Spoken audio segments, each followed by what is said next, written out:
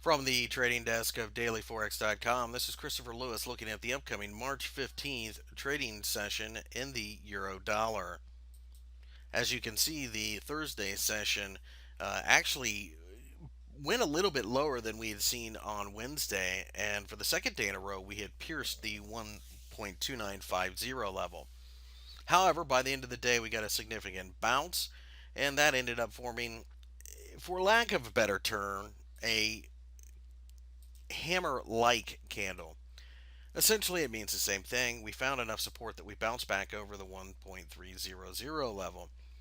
That going forward, looking at that, there are a lot of different things going on at the same time. I have the 200-day exponential moving average plotted, and you can see it's been resistive here lately, and we are below that. So now that it's churning at about 1.3065 or so, it kind of limits the upside. As the time of recording, right before the GMT close, we're at about 1:30:15.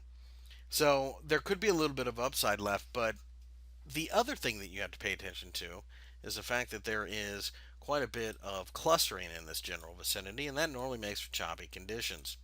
Underneath, we have the same thing, and that's part of why we're struggling to break down.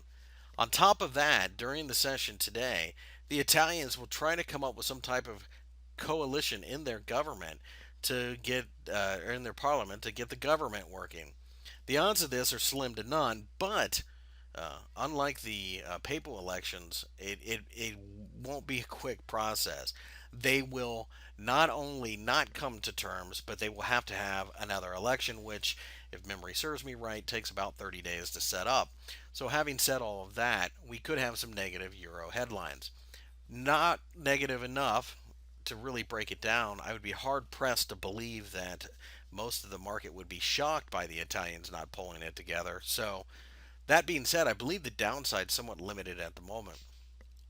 Even beyond all of that, if we were going to break down to 128, it's going to be a grind. It's going to be a difficult move just based upon the technicals. The one outlier is, for some reason, the Italians do come together with a fairly moderate coalition that looks like it wants to work together. This really could get the euro rocking. We could probably shoot up a couple hundred pips at that point. Not very likely, but it is a definite danger. Stranger things have happened. So, having said that, this looks like a currency that's probably mired right around the 130 level. It's probably going to be a short term trader's market, and as such, it's probably best to wait to see what happens in Italy before you try to make any trading decision.